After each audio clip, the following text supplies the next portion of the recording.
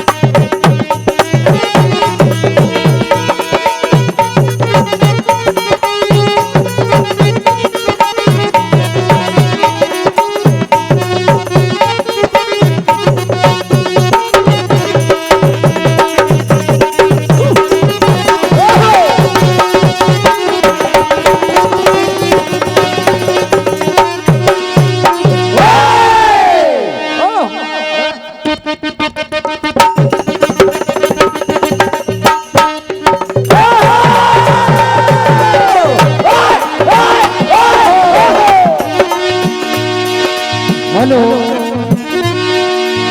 भाषा समिति का आदेश सती की कथा आप सुनने जा रहे हैं। उम्मीद है पसंद करेंगे।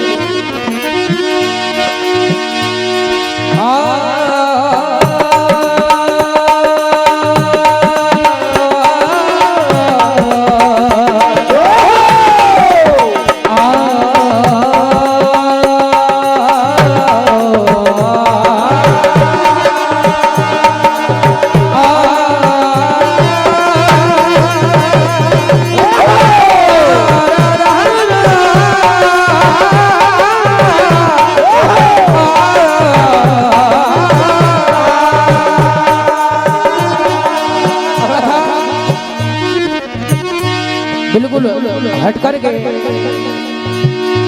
जो कि अभी तक आपने सुनी नहीं, और ऐसी सती की कथा जिसने अपने सतीत्व से इस लोक में ही नहीं परलोक में भी अपने पति का जीवन सुधारा। ऐसी सती की कथा आप सुनने जा रहे हैं। यह कथा श्री शिव महापुराण के अंतर्गत एक समय समुद्र के निकटवर्ती प्रदेश बास्कल नगर में एक ब्राह्मण विदुंग नाम का ब्राह्मण रहता था। वहीं उनकी पत्नी चंचुला भी रहती थी।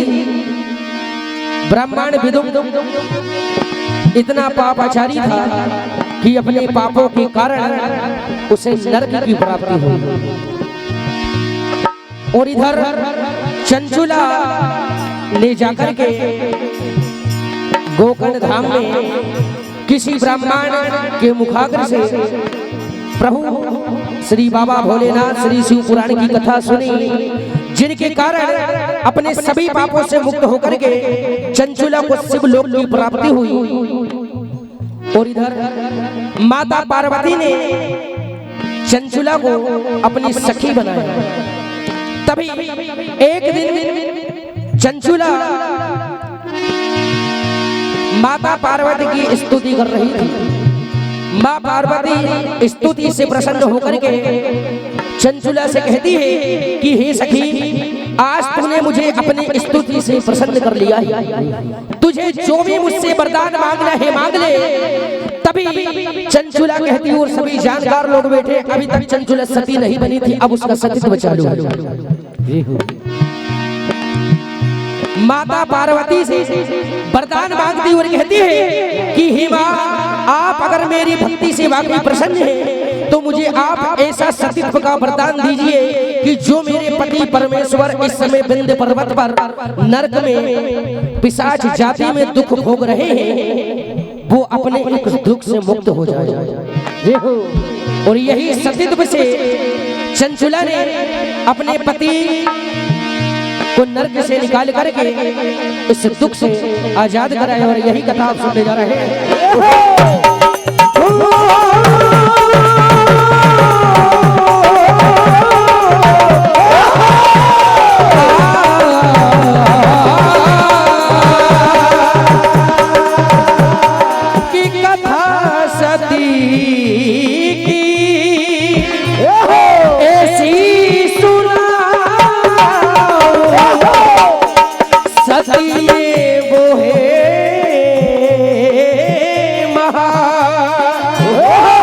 सती चंचुला की कथा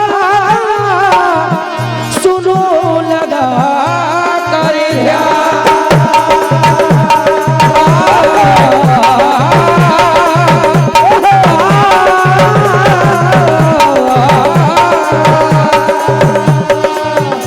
तभी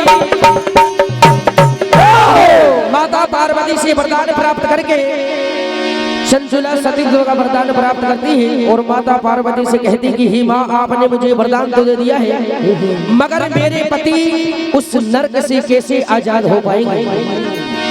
तभी कहने लगती है, इधर माता पार्वती से चंचुला कहती है,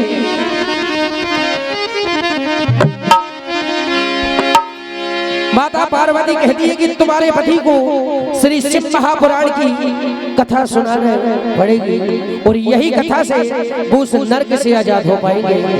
तभी इधर चंचुला माता पार्वती से कहने लगती है,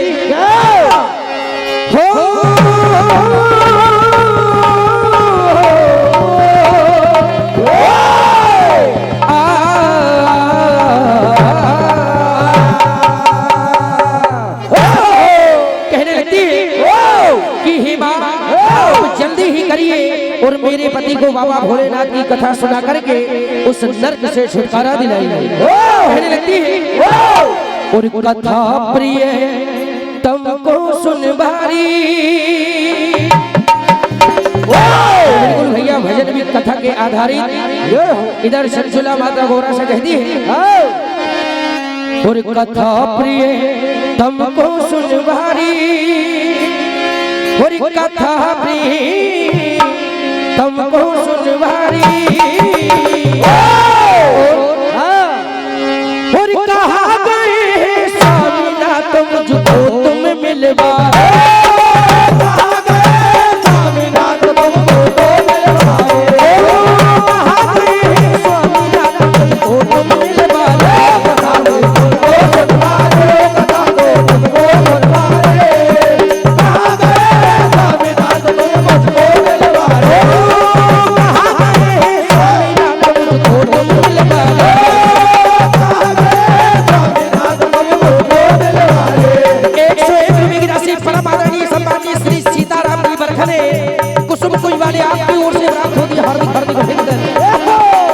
और 251 रुपए की राशि परम आदरणीय सम्माननीय हमारे ब्रजलाल जी यादव दादाजी आपकी ओर से 251 रुपए की राशि प्राप्त होती है। और 201 रुपए की राशि परम आदरणीय सम्माननीय हमारे पिता तुल्य परम सम्माननीय कन्हैया लाल जी यादव आपकी ओर से प्राप्त होती है। हार्दिक हार्दिक अभिनंदन। कहने लगती कथा प्रीतम को सुनवारी हो, कथा प्रीतम को सुनवारी। कहा गए स्वामीनाथ मुझको तुम मिलवा, कहा गए स्वामीनाथ तुम मुझको मिलवा रे। कहा गए स्वामीनाथ मुझको तुम मिलवा रे। कथा प्रीतम को सुनवारे, कथा प्रीतम को सुनवारे। कहा गए स्वामीनाथ तुम मुझको मिलवा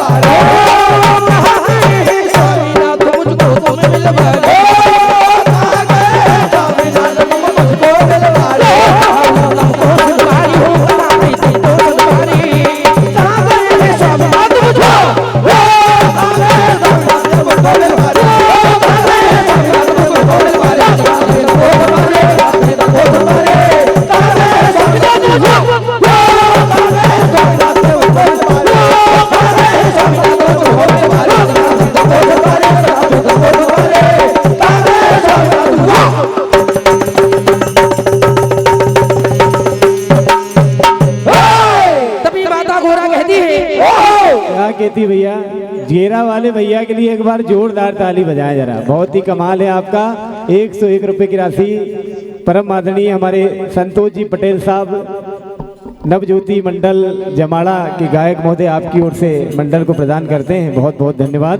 और 501 रुपए की राशि परम आदरणीय सम्मानीय जागरण हिंदू संस्कृति रक्षक मंच के अध्यक्ष परम सम्मानीय नरेश जी जायसवाल आपकी ओर से 501 रुपए की राशि प्राप्त होती है। एक बार जोरदार तालियां स्वागत किए जाए भैया उनका। और 51 रुपए की राशि ईश्वर दास जी आपकी ओर से हार्दिक हार्दिक अभिनंदन। इधर माता पार्वती अपने अपने तुम्बरू नाम के एक गण को विंध्य पर्वत पर पहुंचाती हुई कहती है कि चंचुला का पति वही नर के योनि में अपने पापों का प्रायश्चित कर रहा है। तभी इधर चंचुला कहने लगती है